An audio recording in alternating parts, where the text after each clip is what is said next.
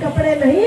और हमको ये वोट का अधिकार मिला तो हमने सचिंदर सिंह को दे दिया, कहा भैया तुम राजा बनो। समुदाय के अधिकारों को सुरक्षित करने के लिए हमने सुन्नी सेंट्रल वक्फ बोर्ड बनाया, सिया सेंट्रल वक्फ बोर्ड बनाया। जो दीन की तालीम लेते थे बच्चे, उस दीन की तालीम को हमने मुख्य धारा से जोड़ने का काम किया। इसके उसके खेतों में जाना नहीं है, किसी की गुलामी करनी नहीं है, किसी से मजदूरी दिहाड़ी के लिए मार खाना नहीं है और अन्याय अत्याचार बर्दाश्त करना नहीं है। समाज भोजन में सभी संतों, गुरुओं, महापुरुषों, महानायकों को नमन करते हुए आप तमाम महानुभावों के बीच आज बहुजन समाज पार्टी की तरफ से चांद बाबू के समर्थन में चुनावी जनसभा का आयोजन किया गया है। और इस चुनावी जनसभा को बहुजन समाज पार्टी के नेशनल कोऑर्डिनेटर श्री आकाश आनंद जी संबोधित करेंगे। उससे पहले हम आपसे रूबरू हो रहे हैं।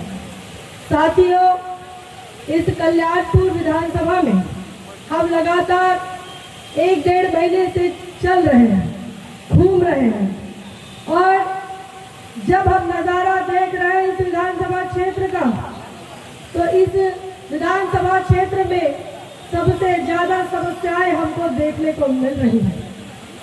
बहुजन समाज के हर जाति के, हर समाज के बस्ती में हम जा रहे हैं और ऐसे में हमने उन बस्तियों को देखा है, सबसे ज्यादा दलित बस्तियों की हालत खस्ता है, कमजोर है।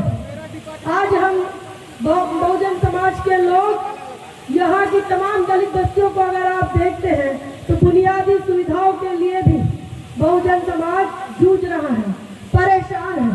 हमने देखा यही कल्याणपुर की अलग अलग बस्तियों में सबसे ज्यादा दलितों के घरों पर शौचालय नहीं है।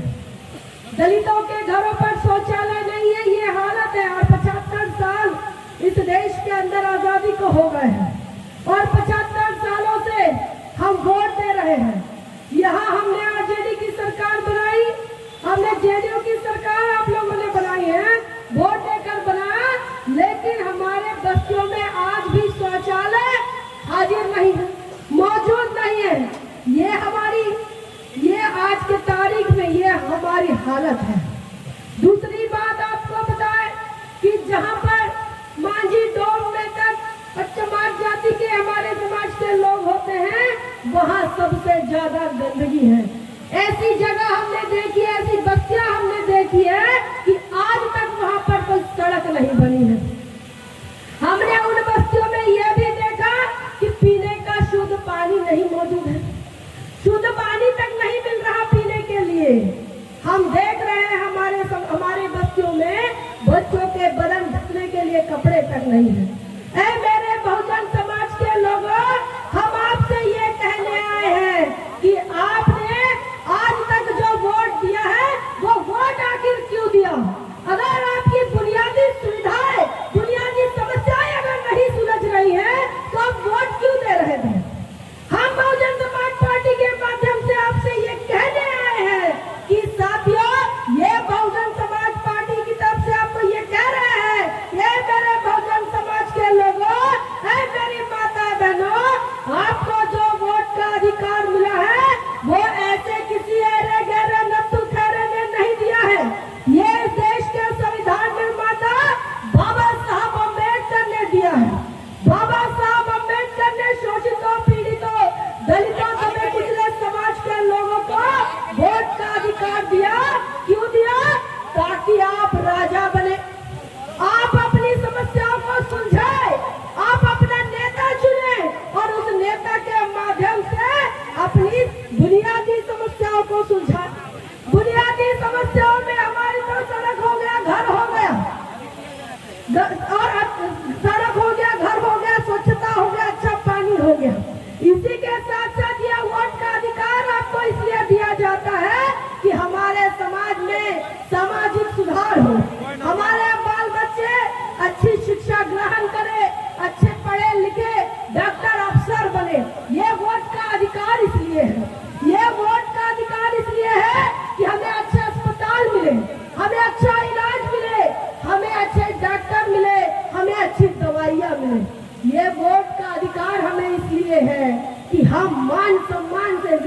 गुजर बसर करें। ये वोट का अधिकार डॉक्टर बाबा साहब अम्बेडकर ने भारत के संविधान के माध्यम से आप लोगों को दिया है बहुजन समाज के साथी। और इस वोट के अधिकार से हमें अपने मान सम्मान और स्वाभिमान की रक्षा करनी थी। हमें अपने समाज का उत्थान करना था। हमें अपने समाज का विकास करना था। बाबा साहब अम्बेडकर ने ये जब वोट का अधिकार दिया तो इस देश के महात्मा गांधी, जिन्हें राष्ट्रपिता कहते हैं, वो राष्ट्रपिता कहते हैं कि भाई जो कोई आदमी पढ़ा लिखा होगा उसे ही वोट का अधिकार मिलना चाहिए। जो कोई कर देता होगा, टैक्स देता होगा, उसको वोट का अधिकार मिलना चाहिए। जो कोई जमींदार होगा उसको वोट का अधिकार मिलना चाहिए। ये उस समय की बात है जिस समय में बाबा साहब ने संविधान लिखा और वोट का अधिकार सबको देने की बात कही। साथियों, उस समय अगर महात्मा गांधी जी की बात मान ली जाती और बाबा साहब की बात नहीं मानी जाती तो उस समय हमारे समाज के लोग कोई चौथी तक पास नहीं था। कोई चौथी तक पास नहीं था तो कहां से वो ग्रेजुएट हो जाता, कहां से वो बीए हो जाता और कैसे उसको वोट का अधिकार मिल जाता। उस समय हमारे लोगों के पास रहने के लिए झोपड़ी और मड़ैया तक नहीं थी। ऐसे में वो कह रहे थे कि जिनके पास जमीनें हैं उनको वोट का अधिकार दिया जाए। वो कह रहे हैं कि जो कोई टैक्स देता है सरकार को उसको वोट का अधिकार मिलना चाहिए। साथियों, हमारे पास रहने के लिए मड़ैया नहीं, हमारे पास पीने के लिए अच्छा पानी नहीं, हमारे बच्चों के बदन ढकने के लिए हमारे पास उस समय भी कपड़े नहीं। और ऐसे में हम अशिक्षित, अज्ञानी और गरीब मजलूम समाज के लोगों को बिल्कुल वोट का अधिकार नहीं मिलता अगर महात्मा गांधी की बात मानी जाती। साथियों, बाबा साहब अम्बेडकर ने तमाम कांग्रेसियों के साथ लड़ झगड़ कर आपको वोट का अधिकार दिया। ये वोट का अधिकार ऐसा है, नरेंद्र मोदी के बीवी को भी एक वोट का अधिकार है और हमारे मांझी मुजहर बस्ती में रहने वाली अजय के बीवी को और अजय की माँ को भी एक वोट का अधिकार है। आपको पता है, हर जाति, हर समाज के किसी भी धर्म के व्यक्ति को, किसी भी जाति की महिला को एक वोट का अधिकार है। अडानी अंबानी के भी बीवी को एक वोट का अधिकार है। ये समानता, ये बराबरी बाबा साहब अम्बेडकर की वजह से है। और इसके लिए बाबा साहब को कदम कदम पर मनुवादी ताकतों से लड़ना पड़ा। तमाम उन मनुवादी नेताओं से और कांग्रेसियों से लड़ना पड़ा ताकि आपको राजा बनने का अधिकार मिले। साथियों, बाबा साहब अम्बेडकर इतने बदनसीब इंसान है कि उनके बच्चों के लिए उनको कब्र तक नसीब नहीं हुआ। उनकी पत्नी रमाबाई ने अपने साड़ी का पल्लू फाड़कर अपने बच्चों को दफन किया।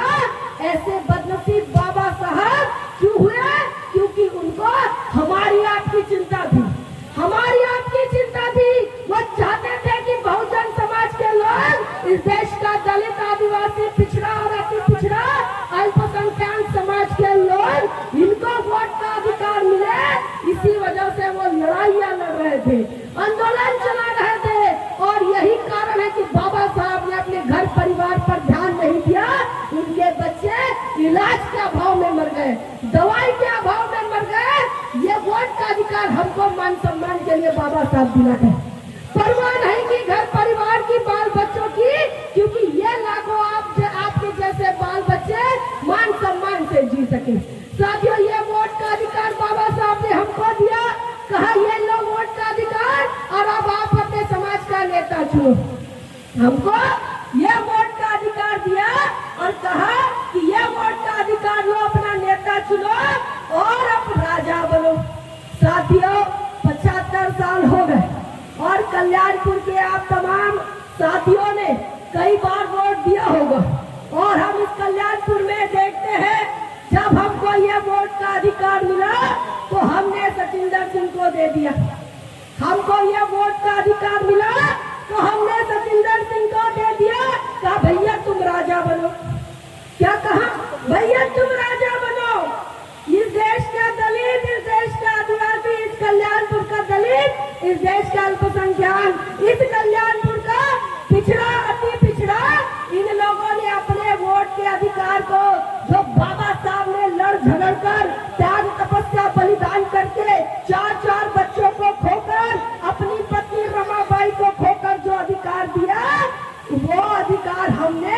सचिंदर सिंह को दे दिया, उनको विधायक बनाए। भैया तुम नेतागिरी करो, हम ठीक है, हम अपनी गंदी और मलिन बस्तियों में ठीक है, ये बोलकर आप लोगों ने वोट सचिंदर सिंह को दिया। दूसरी बार मौका मिला तो आपने मौका ये वोट का अधिकार किसको दिया? मनोज यादव को दिया। और मनोज यादव के बारे में आपको बता दें, ये विधानसभा क्षेत्र में मुस्लिम वोटर जो है, ये अल्पसंख्यक वोटर जिनके 34 पंचायत में एक मुखिया नहीं बन पा रहा है, ये वोट निर्णायक है। इनका वोट निर्णायक है, ये बताएंगे कि कौन विधायक बनेगा। साथियों, उनका एक मुखिया 34 पंचायत में नहीं बन पा रहा है।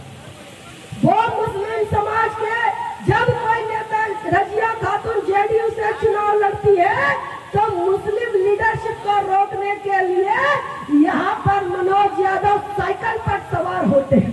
तो ये आपने जिसको वोट का अधिकार, आपको वोट का अधिकार आपके मान सम्मान के लिए था, आपने वो वोट का अधिकार कभी आपने जेडीयू को दे दिया, कभी आपने आरजेडी को दे दिया, कभी आपने भाजपा को दे दिया।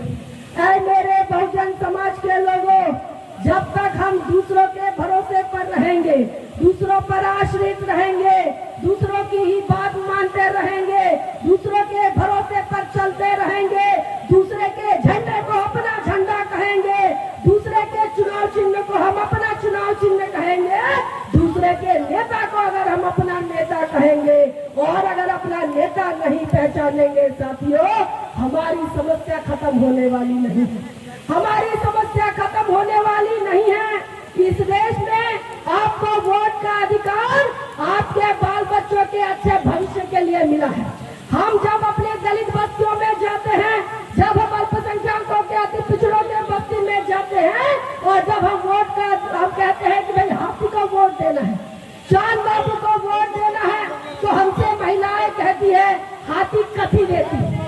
हमसे महिलाएं कहती है हाथी कथी देती। अरे हाथी क्या देता है और क्यों हाथी को वोट देना चाहिए, ये महिलाएं हमसे कहती है। और हम भी थोड़ा थोड़ा भोजपुरी सीख गए, हम भी थोड़ा थोड़ा अपनी भाषा सीख गए। हम कहते हैं हाथी अवसर देती, हाथी आपके बाल बच्चों को अवसर बनाती, और ये आपके हक अधिकार की लड़ाई बा, आपके बाल बच्चों को अच्छी शिक्षा देती हाथी। हमने उत्तर प्रदेश के अंदर एक बार नहीं 4-4 बार सरकार बनाई साथियों। बाबा साहब के त्याग, तपस्या, बलिदान का हमने ऐसा कर्जा चुकाया कि बाबा साहब की शेरनी बेटी बहन मायावती जी को एक बार नहीं 4-4 बार मुख्यमंत्री बनाया। आज आप हमारे यूपी में आइए, आपको बताते हैं कि उत्तर प्रदेश के घर में हर बेटा बेटी पढ़ी लिखी है, हर बेटा बेटी पढ़ी लिखी है। आज के तारीख में बहुजन समाज के अंदर जो मान सम्मान आया है उत्तर प्रदेश में, साथियों, वो बहुजन समाज पार्टी की देन है, बहन मायावती जी की देन है, मानवर कांशीराम साहब की देन है। जब हमारी सरकार बनी, मैं अल्पसंख्यक समाज के लोगों को बताना चाहती हूँ, क्योंकि जब बहुजन समाज पार्टी के झंडे को देखते हैं तो कई लोगों को लगता है कि यह सिर्फ दलित पिछड़ों की पार्टी है। हम बताना चाहते हैं कि ये दलित पिछड़ों की और अल्पसंख्यकों की पार्टी है। जब हमारी सरकार बनी तो हमने सर्वजन हिताय सर्वजन सुखाय के लिए काम किया, लेकिन जो अल्पसंख्यक समाज, जो मुस्लिम समाज लगातार कई दिनों से, कई सालों से कांग्रेस के साथ तो चला वोटर बनकर, लेकिन उसको लीडर नहीं बनने दिया। उसको लीडर बनाने का काम बहुजन समाज पार्टी ने किया, बहन कुमारी मायावती जी ने किया। 3 जून 1995 को जब पहली बार हमारी सरकार बनी, बहन कुमारी मायावती जी मुख्यमंत्री बनी, साथियों, देश में कहीं पर भी अल्पसंख्यक के कल्याण के लिए कोई विभाग नहीं बनाया गया था। बहन कुमारी मायावती जी मुख्यमंत्री बनी पहली बार, और सबसे पहले देश के अंदर अल्पसंख्यक कल्याण विभाग बनाया गया। अल्पसंख्यक कल्याण विभाग जो कि माइनॉरिटी के हक अधिकारों की बात करे, उनके उत्थान के लिए पॉलिसी बनाए, उनके उत्थान के लिए अच्छे फैसले ले। ये देश में सरकार रही, लेकिन उन्होंने नहीं बनाया, हमने अपने प्रदेश में बनाया। इसी के साथ आपको पता है कि मुस्लिम समुदाय के अधिकारों को सुरक्षित करने के लिए हमने सुन्नी सेंट्रल वक्फ बोर्ड बनाया, शिया सेंट्रल वक्फ बोर्ड बनाया। हमने हमारी पार्टी के समय में हज हाउस का निर्माण किया। हमने सिर्फ डॉक्टर अंबेडकर सामाजिक परिवर्तन स्थल ही नहीं बनाया, हमने मानवर कांशीराम साहब स्मारक स्थल ही नहीं बनाया, हमने हज हाउस का भी निर्माण किया है। और आपको पता है प्रदेश के अंदर हज पर जाने वाले लोगों की संख्या भी बढ़ी। इतना ही नहीं, जो मदरसों के रजिस्ट्रेशन को यहाँ पर कॉम्प्लिकेटेड और बहुत कठिन किया गया था, उस पूरी प्रक्रिया को बहन कुमारी मायावती जी ने आसान बनाया। उर्दू अनुवादकों की भर्ती स्कूलों में कराई, उन्हें पक्की नौकरी दी। जो दीन की तालीम लेते थे बच्चे, उस दीन की तालीम को हमने मुख्य धारा से जोड़ने का काम किया। हमने जहां जिन मदरसों में सिर्फ दीन की तालीम होती थी, वहां हमने प्रोफेशनल एजुकेशन दिया, उसे ITI और पॉलिटेक्निक से जोड़ दिया, ताकि वह अपने धर्म के ज्ञान के साथ साथ वह अपनी अच्छी स्किल भी प्राप्त करे और वह इंजीनियर बने। साथियों, बहुजन समाज पार्टी ने पहली सरकार जब बनी तो जो हालत आज यहाँ पर दलितों की है, और ये कहा जा रहा है, खुद तेजस्वी यादव ये कह रहे हैं कि यहाँ 100 में से 3 ही बच्चे, 100 में से 3 ही दलित बच्चे इंटर पास होते हैं। साथियों, 1995 की बात बता रहे हैं, उस समय हमारे उत्तर प्रदेश में भी 100 में से 3 ही बच्चे 10वीं पास होते थे। अल्पसंख्यकों के बच्चों की बात कर रहे हैं, अल्पसंख्यकों के बच्चे 100 में से 3 ही पास होते थे, और 97 बच्चे पंचर बनाने का काम करते थे, 97 बच्चे किसी दुकान में होटल में काम करते थे। बहन मायावती जी ने जब अल्पसंख्यक कल्याण विभाग बनाया साथियों, तो उसमें बहन मायावती जी को समझ में आया आर्थिक स्थिति कमजोर होने की वजह से मुस्लिम समुदाय के बच्चे स्कूल नहीं जाते हैं, पढ़ नहीं पाते हैं। तो ऐसे में हमने सबसे पहली सरकार में 8वीं तक स्कॉलरशिप देने के लिए फंड निर्माण किया, 8वीं तक पहले वजीफा देने का काम किया। जब दूसरी बार सरकार बनी, उसका बजट बढ़ाया और 10वीं तक कर दिया। जब तीसरी बार सरकार बनी साथियों, तो हमने उसे ग्रेजुएशन तक बढ़ाया, और जब चौथी बार हमारी पूर्ण बहुमत की सरकार बनी, तो हमने 4 गुना मुस्लिमों के लिए कल्याण विभाग का फंड बढ़ाया और उसको PhD तक उसे आगे बढ़ाया। आज जो अल्पसंख्यकों की स्थिति आप उत्तर प्रदेश में देखते हैं, वो जो पढ़ाई लिखाई में देखने को मिल रहा है, जो एजुकेशन स्तर पे मुस्लिम समाज का रिप्रेजेंटेशन दिख रहा है, वो किसी अखिलेश यादव की देन नहीं है और किसी योगी आदित्यनाथ की देन नहीं है, वो हमारी शेर की बहन कुमारी मायावती जी की देन है। साथियों, हमारी सरकार में हमने कांशीराम आवास बनाए, और ये कांशीराम आवास बनाकर हमने एक बेडरूम के 2 बेडरूम के फ्लैट आवंटित किए, फ्लैट दिया। हमने नहीं पूछा कि आपके पास जमीन है कि नहीं, जमीन के कागज है कि नहीं।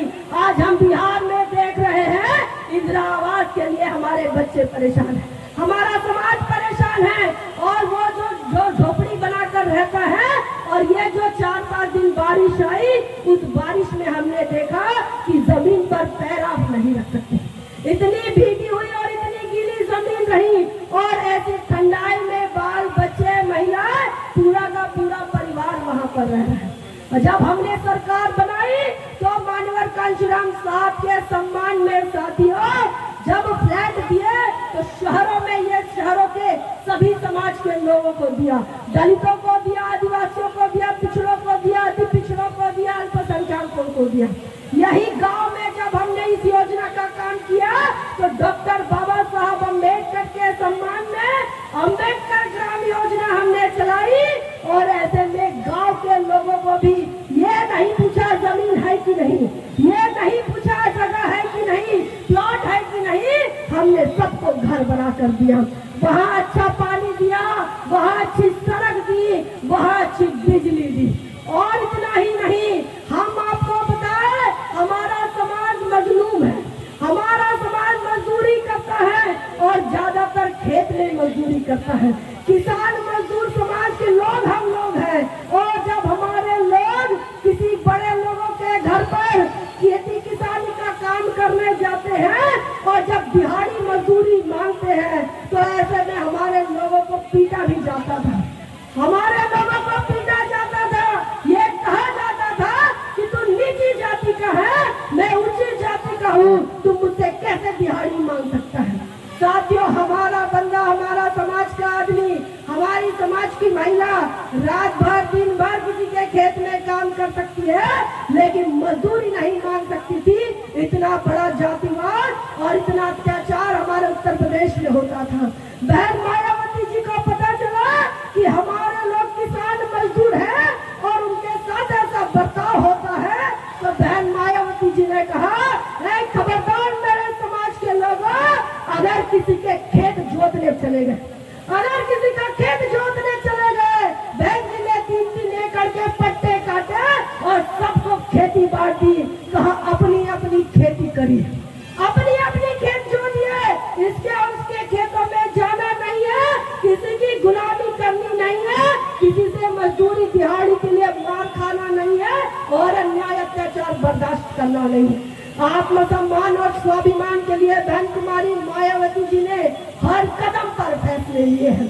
साथियों, आपको बताएं, इस्लाम इस देश के अंदर ईमानदारी, इंसानियत का संदेश, ईमानदारी और इंसानियत का पैगाम लेकर आया, लेकिन उस धर्म को बढ़ाने के लिए बाबा साहब ने संविधान में अधिकार तो दिए, लेकिन इस देश की मनुवादी व्यवस्था अल्पसंख्यकों की नहीं हुई। इसी बहन कुमारी मायावती जी की सरकार बनी तो हमने अरबी, फारसी, उर्दू विश्वविद्यालय बनाए, हमने बुद्धा के नाम पर बनाया गौतम बुद्ध विश्वविद्यालय, 550 एकड़ में गौतम बुद्ध विश्वविद्यालय है और देश का हर कोई भी कोर्स, कोई भी डिग्री आप वहाँ पढ़ सकते हैं। वैसे ही बहन कुमारी मायावती जी ने उर्दू, फारसी और अरबी के लिए, इस भाषा को सीखने के लिए और इस भाषा में अच्छी तालीम हासिल करने के लिए उर्दू, अरबी, फारसी विश्वविद्यालय बनाए, जिनका नाम मान्यवर कांशीराम साहब के नाम से दिया था। साथियों, बहन कुमारी मायावती जी ने अस्पताल बनाए, सुपर स्पेशलिटी अस्पताल बनाए, विश्वविद्यालय बनाए, कॉलेज बनाए। 22 जिलों को बहन कुमारी मायावती जी ने मुस्लिम बाहुल क्षेत्रों के अनुसार उन्हें सूचीबद्ध किया, वो 22 जिले जो सामाजिक रूप से पिछड़े हैं, जो आर्थिक रूप से पिछड़े हैं और धर्म के नाम पर पिछड़ा रखा गया, ऐसे 22 जिलों की सूची बनाई और उस सूची के अनुसार हर जिले में, हर गांव में बेसिक स्कूल शुरू किए, उस हर जिले में, हर गांव में महाविद्यालय शुरू किए, उस हर जिले में बहन कुमारी मायावती जी ने शिक्षा और रोजगार के लिए काम किए। सबसे पहले आपको ये बताएं कि सबसे ज्यादा शिक्षा के क्षेत्र में बहन कुमारी मायावती जी ने 1995 से काम शुरू किया, जिसका फल आज उत्तर प्रदेश देख रहा है। आज उत्तर प्रदेश अगर चमक रहा है शिक्षा के क्षेत्र में, रोजगार के क्षेत्र में, ये 95 से लेकर 2012 तक जो हमारी सरकार रही और जो काम शिक्षा के क्षेत्र में हुआ, इसका नतीजा है। साथियों, आपके पास मौका आया है, आपके पास ये मौका आया है। 5 साल में हर बार मौका आता है, लेकिन हम इसको उसको नेता बनाने के चक्कर में किसी का भी नेता बना देते हैं और अपनी समस्या को बनाए रखते हैं। साथियों, हम बहुजन समाज पार्टी की तरफ से आपसे ये कहने आए हैं कि अब हम किसी के भरोसे, किसी की बैसाखी पर नहीं चलना चाहते, हम अपने पैरों पर खड़ा होना चाहते हैं। मान्यवर कांशीराम साहब कहते थे, संसद चलो, अपने पैरों पर चलो, इसके उसके भरोसे पर चलोगे तो वो आपको कहीं पर भी छोड़ देगा।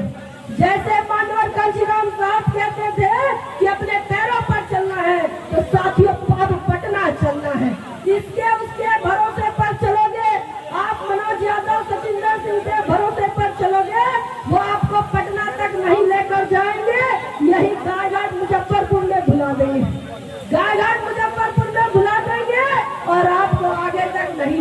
जाएंगे।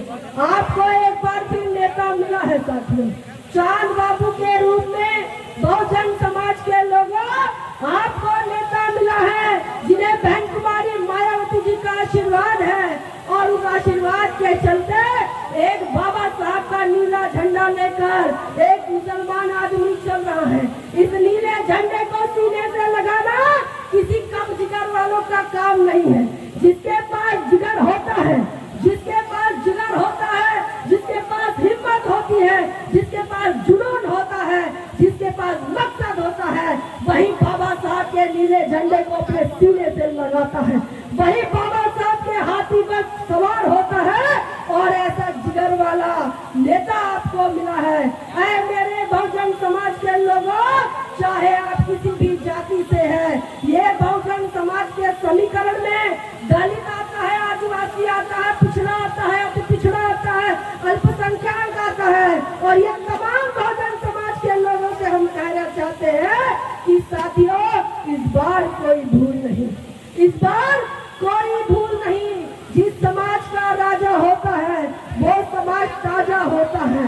हमारा समाज ताजा इसलिए नहीं है क्योंकि हमारी बस्तियां मलिन है। हमारा समाज इसलिए ताजा नहीं है क्योंकि हमारे बच्चों के बदन पर कपड़े तक नहीं है। हमारी बस्तियां इसलिए, हमारा समाज इसलिए ताजा नहीं है क्योंकि हमारे घर तो नहीं है, शौचालय तक नहीं है। हमारा समाज इसलिए ताजा नहीं है क्योंकि हमारे बच्चों के पास चप्पल तक नहीं है, जूता तक पहनने के लिए नहीं है। हमारा समाज इसलिए ताजा नहीं है क्योंकि हमारे पास सम्मानजनक रोजगार नहीं है। इसीलिए हम सारे देश के अंदर अलग अलग प्रदेशों में पलायन करते हैं और काम ढूंढने जाते हैं, और इसलिए हमारा समाज ताजा नहीं है। छत्रपति शाहू जी महाराज कहते हैं, जिस समाज का राजा नहीं वो समाज ताजा नहीं। और अगर आपको ताजा करना है तो राजा बनाना पड़ेगा अपने झंडे के तले। बाबा साहब अम्बेडकर कहते हैं, जिसका एक झंडा होता है, जिसका एक पार्टी होती है, जिसका एक दल होता है, जिसकी एक नेता होती है, ऐसे दल के साथ हमेशा मजलूमों ने चलना चाहिए। आपका एक झंडा है जो नीला झंडा है। आपके नीले झंडे पर हाथी का चुनाव चिन्ह है। जिस चुनाव चिन्ह पर बाबा साहब चुनाव लड़ते थे वो बाबा साहब का हाथी आपके पास है। आपके पास एक नेता है बहन कुमारी मायावती जी, आपके पास एक और नेता है बहन मायावती जी का नुमाइंदा चांद बाबू, बाबा साहब का बेटा। आपके पास एक पार्टी है, एक दल है जिसका नाम बहुजन समाज पार्टी है। ऐ मेरे बहुजन समाज के लोगों, सबको ये मौका नहीं मिलता, कल्याणपुर के निवासियों को ये मौका मिला है। ऐ मेरे साथियों, अपने नेता को पहचानिए, अपने नेता को पहचानिए। किसी के भी बहकावे हमें नहीं आना है। आने वाली 11 तारीख को आपको मतदान केंद्र में जाना है साथियों। और बहन कुमारी मायावती जी का ये कहना है, पहले मतदान बाद में जलपान। मानवर कांशीराम साहब का ये कहना है, पहले मतदान, और जिस दिन मतदान उस दिन आपको उपवास रखना है, उस दिन आपको उपवास रखना है। जिस दिन आप वोट के दिन उपवास रह लेंगे तो किसी भी राजद, जेडीयू, कांग्रेस, भाजपा वालों से कुछ लेने की जरूरत नहीं पड़ेगी। उपवास के दिन कोई कुछ खाता है क्या? कोई कुछ पीता है क्या? अरे सीखिए इस्लामिक कल्चर से, इस्लामिक परंपरा से कि वो उपवास कैसा करते हैं, कितना कठोर उपवास करते हैं। वैसा ही कठोर उपवास हमको वोट के दिन करना है, मतदान के दिन करना है। हमको किसी का कुछ खाना भी नहीं है, किसी का कुछ पीना भी नहीं है। पहले होश में रहकर मतदान करना है, होश में रहकर अपने बूथ पर जाना है और अपने नेता के सामने वाले हाथी की बटन आपको दबानी है। ईवीएम के दूसरे नंबर पर बहुजन समाज पार्टी के प्रत्याशी चांद बाबू, ये इनका हाथी चुनाव चिन्ह है। और दूसरे नंबर की बटन अपने घर पे अपने रिश्तेदारों को, सबको आपको बताना है। ऐ मेरी महिलाएं, ऐ मेरी माता, आप अपनी बेटी से, बहन से 10-10 मिनट फोन पर बात करते हो। अब एक बार और